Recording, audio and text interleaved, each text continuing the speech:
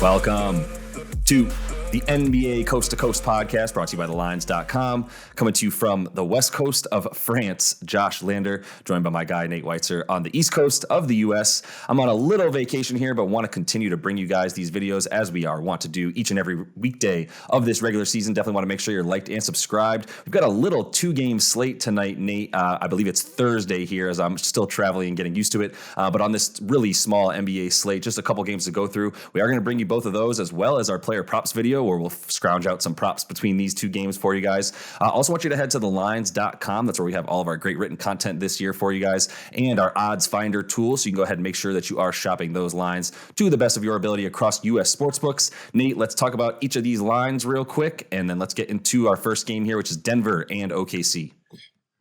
Yeah, I mean, that one right now, Denver's minus 6.5 at OKC. I saw it as low as 5.5. But, yeah, they're creeping up a little bit. The totals at 228.5 was a little higher as well. And then the Warriors creeping up. They're minus 9 at Orlando. Total of 226 there. Yeah, I mean, let's start with Denver here. I think the game we feel more confident in general. Even though I don't think we're taking either of these favorites to cover on the road. I mean, that's the number one thing here. We're super early in the season. You're not going to be able to trust these so-called playoff teams, the defending champs, of course, and a team with high expectations with Denver.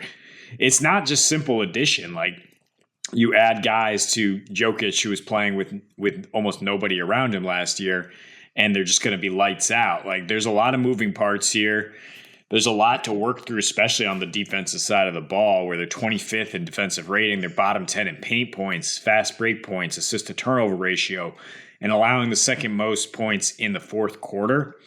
That combined with their history against OKC, which they failed to cover in 5 straight. They've won 3 of those games, but the total margin is negative 11 in favor of OKC. That includes Denver beating OKC by 5 early in the season here. They needed to shoot 52% from 3 to pull that one out. They got 31 free throw attempts. And the biggest difference was the second unit just got crushed because OKC, while they don't have the most talent, or, you know, maybe it's sort of a feint that they don't start their best players all the time. And then all of a sudden they're throwing out like guys off the bench like Jeremiah Robinson, Trey Mann, you know, whoever it is, that's like they're giving you problems. They're absolutely very athletic. This team, this franchise, they do play to win games early in the season. Like, if this game was in March, I think we'd say like, okay, well, SGA is going to be a scratch or something, and they're just going to throw it away. But OKC's won 4 straight. They're over in 3 of those. They're 6-1 against the spread on the season. And the most impressive thing was that they had an overtime win in Dallas, a Dallas team that's way more coherent right now than Denver. They held Dallas to 8 for 20 from 3. Their defense is solid against the 3, 5th in the league. In fact, they do struggle in terms of paint points, but I think that's why I'm just looking at Denver's 52% 3-point shooting as an outlier, saying that's not really going to be there again. And the fact that Jokic hasn't really lit them up, OKC, especially on the road, 18 points per game in his last 3 trips to OKC. I just have a hard time imagining Denver pulling away here to cover 7. Yeah, it feels like a lot. It's two teams that I don't know. It's fair to say, right, that like Denver seems to be underachieving a bit, and OKC definitely seems to be overachieving a bit. I would say we need to realize that it feels weird to say, but they've been the beneficiary of playing the Clippers twice.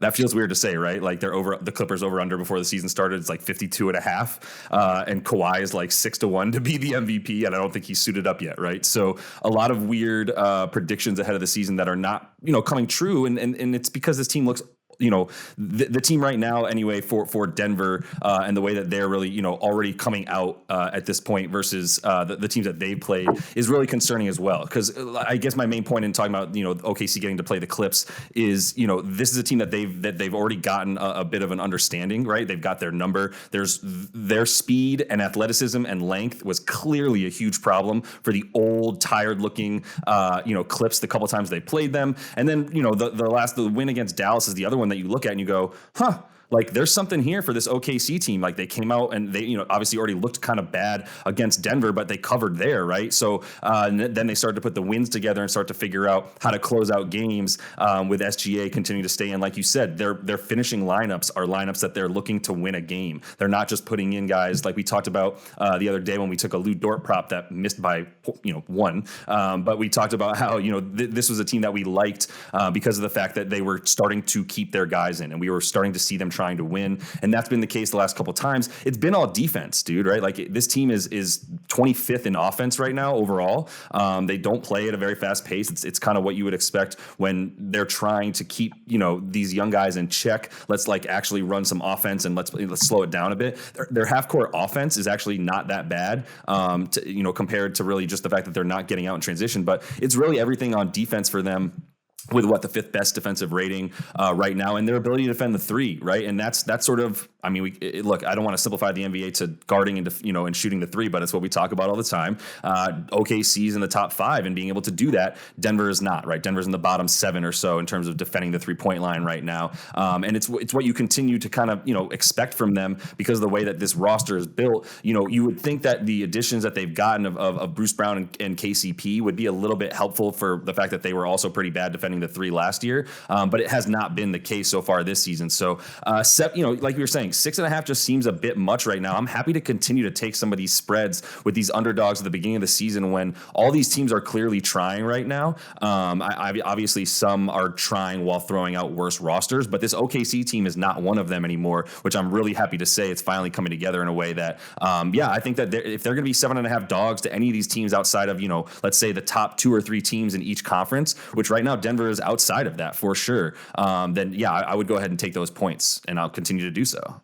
Yeah, it's more for me about what Denver's not doing yet. Even you look at last year, they were not the type of team to back as favorites, especially in the division. They went 23-31 against the spread as favorites. They went 5-11 against the spread in the division. And this, at first glance, you look at a Denver OKC game and you're like, oh, that could go either way. Like for sure. That's a toss up early in the season. Even late in the season, if they're gunning for spoiler, Denver played a lot of really close games on the road. Their average margin of victory was 1.2. So far, they're 0-3 against the spread on the road in this season. And we should mention the huge rest advantage here, which I don't think is really going to matter for OKC, that they played 2 nights. They're on normal rest. They played 2 nights ago. Denver's been off since Sunday, which I think will help Jamal Murray and some of their vets, definitely come out with better energy. So maybe there is something for the over based on that logic, which is dropping a little bit. I'd be interested in a teaser maybe to get OKC at +10 and then whatever else you like from the other game, or to get the over a little lower here. Because OKC, you said not with much pace, but they are 5th in pace, and they're 25th in offensive rating, though. The last couple games, yeah. Yeah, they're 29th in 3-point shooting, which I don't know if that's really going to regress, but they are dead last in free throw rate, which I think can regress positively. Denver doesn't have great rim protection, and OKC's 4th in paint points, right. While Denver's offense might regress from that hot 3-point shooting they had the last time they met, OKC could continue to just get to the rim and hold up their end of the bargain in terms of scoring. So I think points is fair, and just a competitive team that, so without SGA, Josh, they're 15-51 since 2020, but they're about 500 when he plays. They're solid. They compete in this division. Yeah, no, I love that, and you're spot on there with the points in the paint as well as you mentioned. They're a third scoring that. Denver's in the 24th there in terms of defending paint and giving up that many points a game. So just a lot of things that it's similar to what we're going to talk about in that Golden State Orlando game. There's one team that does things everything they do is generated from the paint and down low with 4 7-footers. And look, Josh Giddey's a 6'9" point guard. They're also a team while he may be coming off the bench a lot. He's also when he's in there a lot of the time with SGA, you've got two guys who can really handle the ball and initiate offense, and they're just big all over the floor at all of these positions. So you continue to like that against a Denver team that, I mean, guys like Bruce Brown, he's like a 6'3" center. So they should still be able to get theirs in terms of Denver's ability. Obviously, you should have a couple of 6'10" guys too, and you have both Aaron Gordon and MPJ on the floor at the same time with Jokic. But it hasn't really been there for them right now in terms of the defense, especially, and then even some of the spacing on offense as they get all of those guys involved, really for the first time since that 8 games before they lost Jamal Murray and MPJ a couple seasons ago. So, Nate, let's go ahead and get into this 2-game slate and then kick off the Warriors and the Magic in Orlando tonight. Yeah, I mean, that game right now, we got Orlando +9 at home. We got the total at 226. Money line's +320 for Orlando. That does seem unlikely, but the spread's pretty big. And then the other game, Denver at OKC. Thunder right now getting 6.5 points. They're +210 on the money line, and that total shrunk a little bit to 228. And I think we don't trust either road team to cover here. This early in the season, I don't really trust any contender to be firing on all cylinders, especially what the Warriors have shown after winning a championship, that they are just not coming out with much energy at all. Draymond's supposed to be the tone center on defense. Well, he has not been that, especially on the road. I mean, they have notable home road splits. Usually it was the offense taking a big step back on the road, but they're dead last in defensive rating in their last 3 games at 119. And they've lost all 3 games at Detroit, Charlotte, and Miami. Miami also going through their struggles. So, I mean, not like Orlando is necessarily better than those teams. They're 1-7 on the year, only covered twice, but both of those were their only 2 home games. So That's the key here. It's a really interesting X's and O's matchup that makes me think I probably would bet small if I'm going to bet it at all until we see how the Warriors play against a team that's playing 4 bigs at a time right now. Yeah. But I do think Orlando is positioned to guard them well. I mean, Bol might be a big, but he is very quick, and he's your nominal starting point guard. It's going to be tough to get the same type of actions you want, to be able to get the same type of looks over him who's like 7'3". And, then they have multiple bigs at the back line. Guarding, they've done a pretty good job guarding the rim thus far. I mean, with Golden State, it always comes down to opponents' 3-point shooting, and they're top 10 in that. They've somehow won 4 straight home games against Golden State. I mean, either Steph or Clay was out for each of those games, but I see the schedule. I see Golden State in Orlando, and I'm like, that is not an easy win for them. They hate traveling down to Florida, like Golden State and Miami, not an easy cover at all. They just have not been good on the road against East Coast teams, especially when they're on these long road trips. And now you got the 4th game of it. So I'm on the home teams here, the feisty young home teams. If you tease them both up and you just need them both to stay within single digits, I think you should feel pretty confident about that on a 2-game slate here. Yeah, and you get them both at home, and guess who has and you said it, they're 2-0 against the spread at home, 1-1 on the year straight up at home. But guess who has the 5th best offensive rating at home so far through 2 games at 116 of any of these home teams, right? The Orlando Magic, they actually drop their defensive rating a bit because I think they're selling out. I mean, no, whatever. It's been 2 games. One of them was versus Charlotte, who has absolutely no defense that they play at any point. And then, obviously the the other game that they covered at home. I already forgot who it was, but either way, they're playing a lot more offense at home, which is nice. I don't think that there's much reason to believe in anything that. I'm sorry, I do think that there's a ton of reason to believe in what we've seen from the Dubs so far on their East Coast road trip in the last 3 games as valid. I don't think that there's any sort of weird anomalies here. They've lost these last 3 games that they've lost to Charlotte, Detroit, and Miami in really the same fashion that they that they're losing when they lose this season, right? They're just allowing a ton of second chance points. They're allowing their opponent to get to the free throw line at the second highest rate. They're playing at a little bit of a slower pace. It's actually a little bit misleading that they're playing so fast on the season because it's mostly at home where they play at 107 pace. By the time when they're playing on the road, that they're actually bottom 10 in terms of how fast they're playing, and it's just been all bad. It sounds simplistic, but this team isn't the way that they're playing this season. The things that they're bad at are the things that they're always bad at. They turn the ball over. They're not great. They haven't been great at rebounding when they don't have either Looney or when they don't have both Looney, Draymond on the floor at the same time. Not a very good rebounding team. And then but the thing is they're not shooting, right? And so if they're going to continue to be the same team and expect them to win, then they have to shoot well. Poole in the last 3 games, his splits are 45% from the field, 32. Wiggins shooting 40% from the field. Steph is 45, 29 from 3 is Steph right now. And then Clay's been bad all season, 36% from the floor, 26% from 3. That's just these last 3 games on the road. All this stuff is sort of, similar to what was going on with them last season, where at home, they were one of the best teams in NBA history before a bunch of players got hurt. And then, on the road, they were just mediocre at best, even when they had every single player in. It's like I said, these are all things that, we almost expect them to continue to turn the ball over. The defensive rating has been brutal, 7th worst in the league. And over the last 3, like we said, just the worst in the league, dead last, with the 2nd worst net rating. So if they're going to continue to turn the ball over, and Orlando, isn't a team that scores a ton of points off of turnovers, but like I said, they get everything down low, 5th in percentage points in the paint. The Dubs are not defending the paint. Nobody is for them.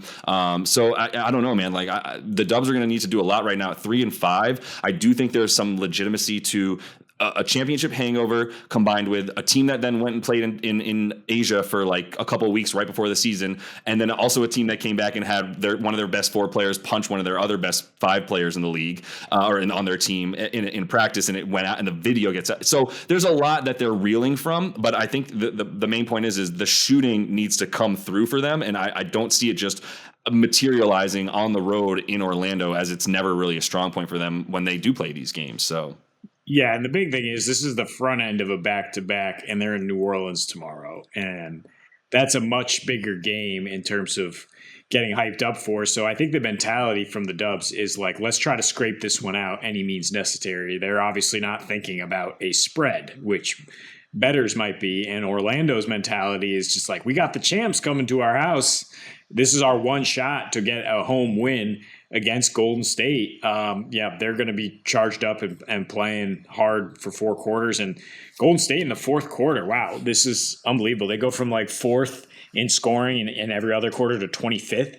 And then they also give up the 3rd most points in the 4th quarter. So really struggling to close games thus far. Also giving up the most made free throws, 3rd most attempts and to opponents. And like you said, not being able to protect the paint.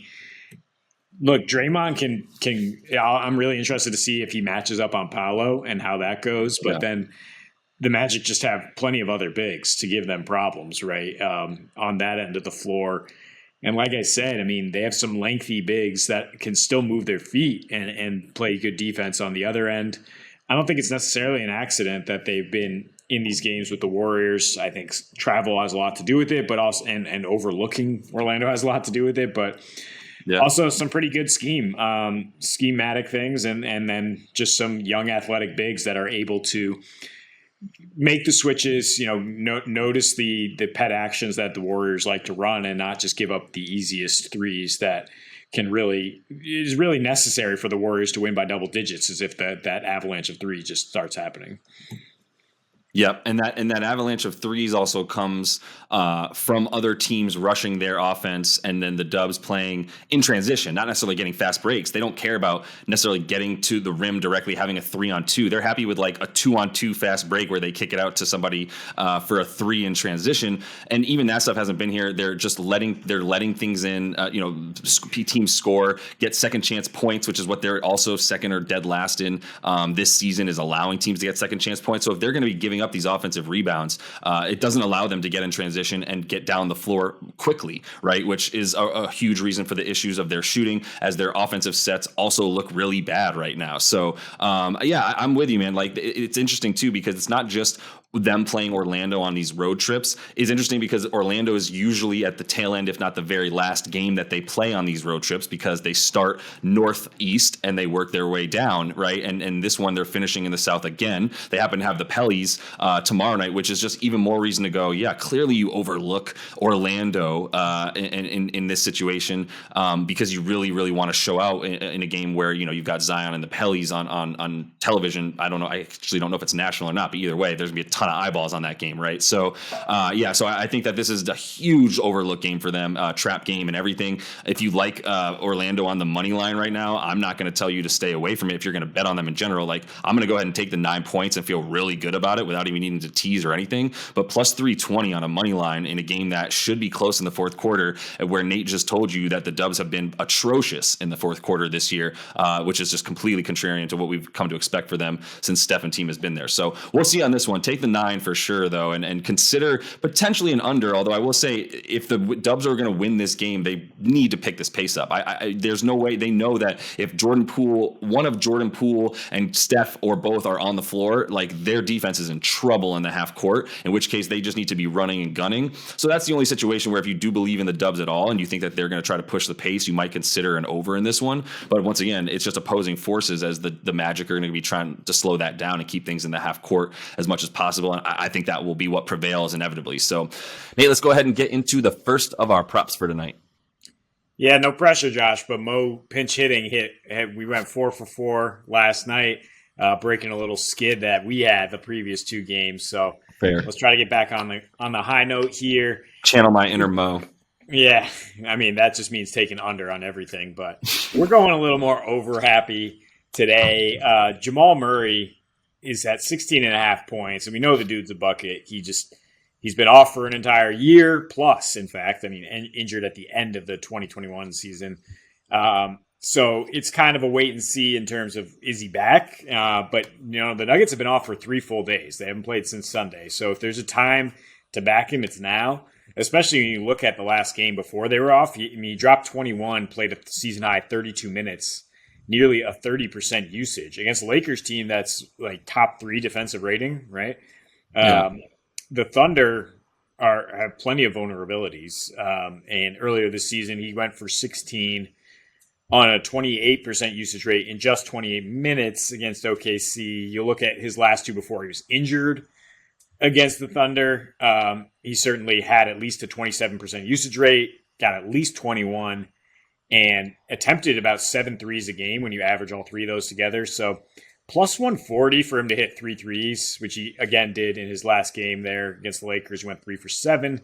I like the juice there, but I think your safe bet is just 16.5 points for a guy who's well rested and is capable of just going off. Also, Jokic has been much quieter when they're at OKC in terms of his scoring. I think this is an opportunity for Denver to get Murray a little bit more involved and Jokic to facilitate for him. Yeah, and I mean, if they're going to continue to increase his minutes and bring him along, then you easily get ahead of that. And 16.5 is still really low for a guy who obviously can average close to 24 when he's right. So no qualms there, and definitely down to get ahead of Jamal Murray's points props before they get too high this season if he's going to continue to trend upward. But I'm going to go over again, as you mentioned, a little bit over happy, although we do have one under in here for you. But this one is not it. Jordan Poole. We talk about that Orlando game and kind of like Orlando, but Jordan Poole on this road trip has looked really good. His points, rebounds, and assists right now is minus 115 on FanDuel to go ahead and get over 23.5. If you think there's, the likelihood of him putting up either the rebounds or assists, you can go ahead and get some double-double. We have some player performance opportunities in there. But, I think we like Orlando to cover 9, but that's not what we're worried about here. Like I said, on the road trip for him, 21 points a game with a 28% usage rate. And that's really what we're hoping for as he continues to get usage, especially when, if he's going to get the minutes as well and play some with that starting lineup. You still like him as he's shooting better than, Klay Thompson is at this point. Even Wiggs has come down to earth a bit, especially from his field goal percentage. So he likes playing against Orlando, probably because he continues to get time as, they have sat guys like Klay or Steph, and they do have a back-to-back. This is the front end of it. So it is possible that even one of those guys sits again, and it could be a reason to contribute to him playing well against Orlando, where in the last 3, he's averaged 20 points against them, 4 boards, 5 assists, around that 28-29% usage rate that he's been seeing recently. And like I said, without Steph, if there is the possibility that anybody sits, or even Steph, one of those guys sitting, and he does tend to increase some of this stuff that he does when they played Orlando without Steph last time, 26, 2, and 6 on a 31% usage rate, right? So, I think there's plenty of reason to like Jordan Poole coming off the bench and then getting plenty of minutes tonight to get over to get 24 points, rebounds, and assists against a team that he's averaging close to 20 points against the last few times he's played them. Yeah, I mean, his scoring prop is also just 16.5, same as Murray here. And it's kind of the same expectation. I mean, a guy with like a 27% usage rate as a floor, a guy who's averaging 21 on the road since the end of February, when they started to give him more responsibilities, when he became a much bigger part of this offense, right? Yeah. So, I mean, I think you have no problem just going with the points. The peripheral stats aren't going to blow you away with the Poole, but it's kind of a sharp move to bet this either early or bet it if Steph and Klay are both ruled in, and it looks like the Warriors have their whole team, but then you look at the schedule and you know that they're probably going to scale back those guys' minutes a little bit so that they're fresh for the Pelicans, and Poole they just let go whenever they need to pick up that slack. So I'll stay in this game and go with Wendell Carter. I wanted to take an over for the guy. I mean, he went for 30 and 12 in his last game. Paolo took a step back, and my logic was going to be that Draymond is going to be all over Paolo tonight here and force the Magic to find some other sources of offense. But they have so many bigs, and it's led to a real step back in usage for Mr. Carter here. On the season, his usage rate down to 20%, whereas like much closer to 25% last year when they didn't have the young Rook, etc. Golden State's given up a ton of production, though. The most points per game to centers, 30. But again, they have like 3 centers out there. And a ton of rebounds, 16.5. But I think the rebounds is usually just about sheer pace, because it's not like Golden State's inefficient in giving you a lot of rebounding opportunities, but huge discrepancy home and road in terms of their pace. Like we said in the game video, they dropped from a pace of 106 to 98 on the road this season. They were 99 last year in terms of pace, and that just led to much lower production. So that is all to say, Wendell Carter, 29.5 points, rebounds, assists. I will go under there. Not really a big assist guy, so that just gives you a little more breathing room than 26.5 for the points and rebounds.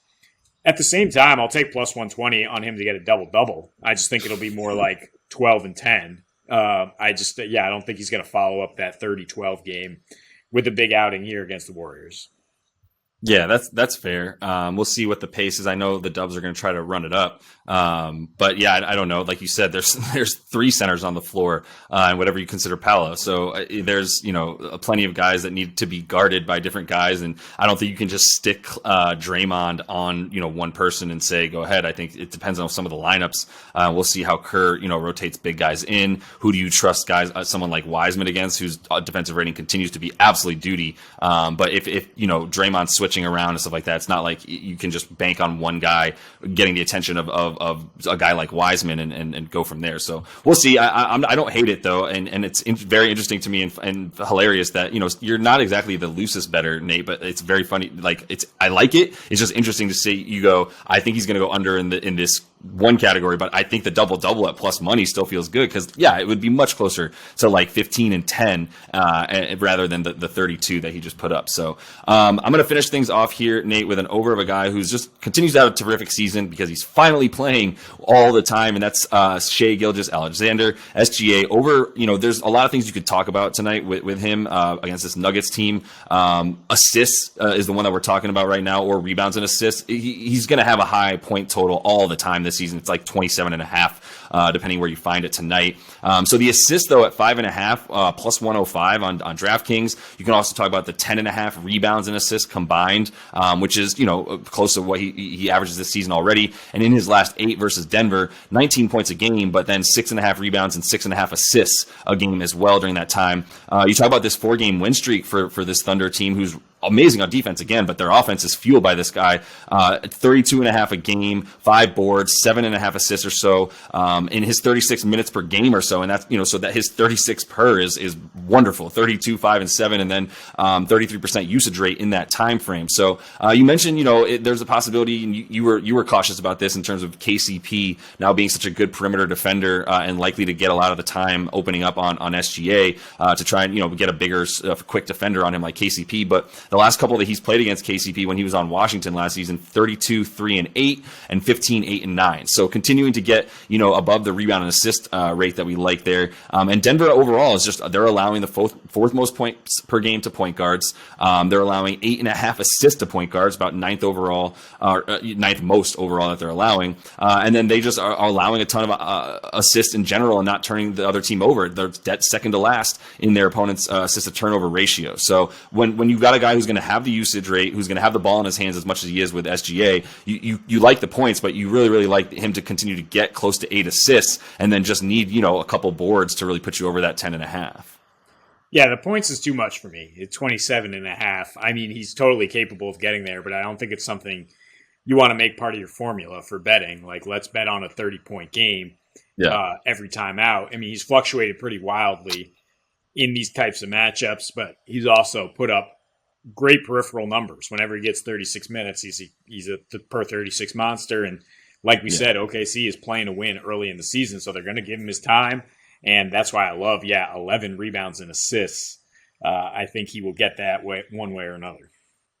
Love it. Cool. And that is all the time we have for you guys in this one. Definitely want to make sure to like and subscribe to that page. Continue to follow along with us. We're coming back to you each and every weekday with these picks, these player props and game picks. So until we see you next, happy betting.